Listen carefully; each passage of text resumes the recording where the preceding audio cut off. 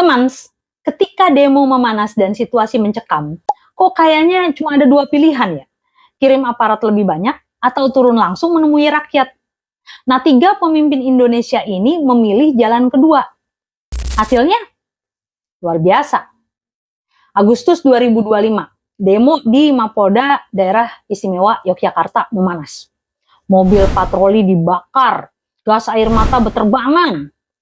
Tiba-tiba, lantunan gending Raja Manggala, musik keraton yang biasanya hanya untuk tamu agung, mengalun di tengah kerusuhan. Nah, Sultan Hamengkubuwono X datang dengan pendekatan budaya. Dia duduk bersama demonstran, mendengarkan aspirasi rakyat. Saya menghargai apa yang Anda lakukan. Hanya saja saya berharap dilakukan tanpa kekerasan, katanya. Kayak seorang ayah yang menasehati anaknya. Hasilnya, situasi langsung reda. 8 orang yang ditahan kemudian dibebaskan. Masa menerima ajakan Sultan untuk membubarkan diri dengan damai.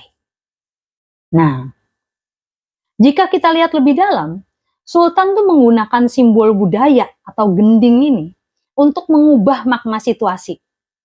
Ini menunjukkan bahwa pengendalian sosial adalah sebuah produk budaya, bukan sekedar penegakan hukum. Selanjutnya, demo gabungan ojol dan mahasiswa memanas di DPRD Jawa Barat. Bangunan dibakar, molotov berterbangan. Gubernur Deddy Mulyadi turun langsung dengan iket tradisional Sunda. Simbol kepemimpinan yang berarti memimpin dengan hati dan ketulusan jiwa. Meski dilempari, diteriaki, jangan syuting dulu. KDM tetap sabar. Saya akan selalu berbuat adil buat kalian semua, katanya tenang. Pendekatan persuasifnya tuh mencerminkan filosofi Sunda, silih asah, silih asih, silih asuh. Hasilnya, ya situasi berangsur reda. Survei mencatat kepuasan publik terhadap kepemimpinannya mencapai 94,7%, tertinggi di Pulau Jawa. Di sini KDM melakukan intervensi pada generasi makna. Ya, demo adalah ekspresi kemarahan, iket adalah ekspresi kepedulian. Ia membalas satu permasalahan budaya dengan pendekatan budaya pula. Nah, lalu di Pontianak nih, ketika mahasiswa demo, Gubernur Kalimantan Barat, Ria Nursan, bersama Ketua DPRD dan Kapolda, langsung turun menemui massa. Tidak ada barikade, tidak ada jarak. Mahasiswa sudah dianggap seperti anak-anak saya sendiri, sehingga penting untuk mendengarkan masukan mereka, kata Ibu Nursan. Nah, pendekatan personal ini berhasil pada akhirnya tuh meredakan ketegangan, membangun komunikasi konstruktif. Apa yang terjadi di sini itu contoh dari naturalisme, sebuah pendekatan yang memahami manusia dalam situasi nyata mereka, bukan sebagai objek dalam laporan birokrasi. Dan lagi-lagi, somehow gitu kan, pendekatan ini berhasil. Ketegangan hilang, digantikan dengan dialog konstruktif. Ya. Nah, jadi kira-kira apa nih benang merahnya? Mengapa sih pendekatan ini tuh begitu ampuh gitu? Kalau KRN lihat dalam kriminologi, jawabannya ada dalam kriminologi budaya atau cultural criminology. Nah, apa tuh kriminologi budaya ini? Jadi cultural criminology adalah sebuah pendekatan dalam kriminologi yang menempatkan kejahatan dan upaya pengendaliannya dalam konteks budaya. Ini katanya Hayward and Young 2004. Nah, menurut Farrell 1999, pendekatan ini mengeksplorasi bagaimana citra, makna, dan representasi membentuk pemahaman kita tentang kejahatan. Intinya, kejahatan dan reaksi terhadapnya bukanlah sekadar fakta hukum, melainkan produk kreatif yang syarat dengan simbol dan makna budaya, katanya Hayward and Young lagi 2004. Nah, mengapa pendekatan ini berhasil? Ya, pertama nih, karena ngelihatnya ya, kerusuhan itu jadi bukan sekedar kejahatan dianggapnya, tapi dianggap sebagai bagian dari masalah budaya. Nah, kriminologi budaya melihat aksi kolektif ini seperti demo ini bukan sekadar pelanggaran hukum, tapi sebuah perilaku subkultural, ya, lengkap dengan simbol, ritual, dan makna bersama. Ini adalah crime as culture atau kejahatan sebagai budaya. Para pemimpin ini nih, yang tiga ini, dia tidak melawan kejahatan itu. Mereka merangkul budayanya. Oke. Yang kedua, mengubah politik representasi yang represif. Ya, kan dalam setiap konflik ada politik representasi.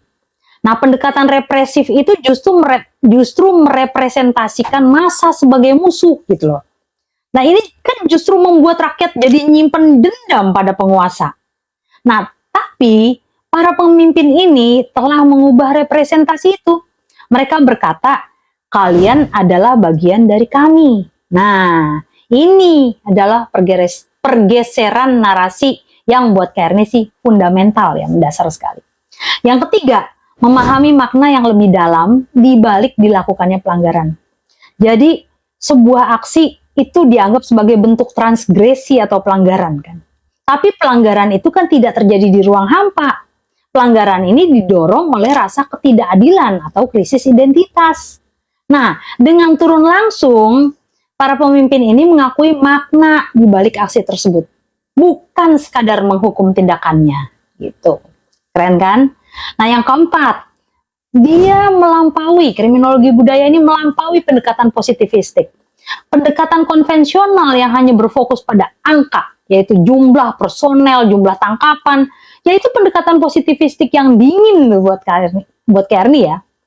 Jadi kriminologi budaya di sini menawarkan sosiologi kulit ya, a sociology of the skin, yang merasakan emosi, adrenalin, dan pengalaman nyata di lapangan.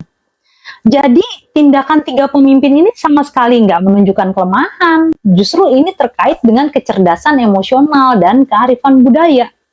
Mereka mengajarkan pada kita bahwa di dalam masyarakat yang terikat oleh jaring-jaring makna yang mereka pintal sendiri, itu sebenarnya solusi terbaik seringkali bukannya datang dari buku aturan hukum. Gitu. Nah, lebih jauh, kisah tiga pemimpin yang berhasil meredakan demonstrasi panas ini, itu jadi contoh nyata dari prinsip kriminologi budaya dalam praktiknya.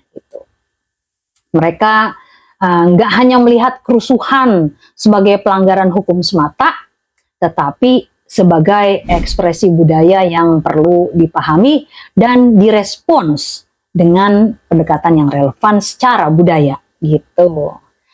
Nah, pendekatan kultural yang dilakukan pemimpin dengan turun langsung terbukti sangat efektif tuh ternyata, karena secara mendasar mereka menghormati martabat rakyat, membuat rakyat itu merasa dihargai sebagai subjek gitu loh, bukan hanya sebagai objek gitu.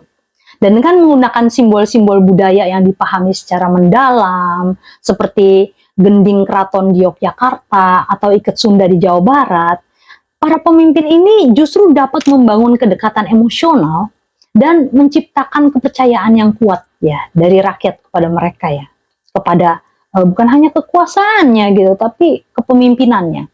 So, berbeda dengan pendekatan represif yang hanya menyisakan dendam gitu. Cara ini tuh membuat rakyat merasa dimengerti dan meyakini bahwa inilah pemimpin kita gitu. Sehingga situasi yang tegang itu justru dapat mereda secara damai. Para pemimpin ini jadinya membuktikan bahwa untuk menaklukkan api kita tidak selalu butuh air. Kadang kita hanya perlu mengerti kenapa sih api itu nyala gitu kan? Ya, karena pada akhirnya untuk meredakan amarah tuh yang dibutuhkan bukan perisai, tapi hati gitu loh. Nah, begitu kawan. Ya, kalian bolehlah ajukan pemikiran kalian terkait ini supaya jadi masukan juga untuk Kearney dan teman-teman yang lain. Nah, semoga kita bisa diskusi terus ya. Jangan sampai putus upaya kita untuk saling mengedukasi. Oke, terima kasih sudah sampai di sini. Please like and subscribe. Semangat akademis. See you. Love you all.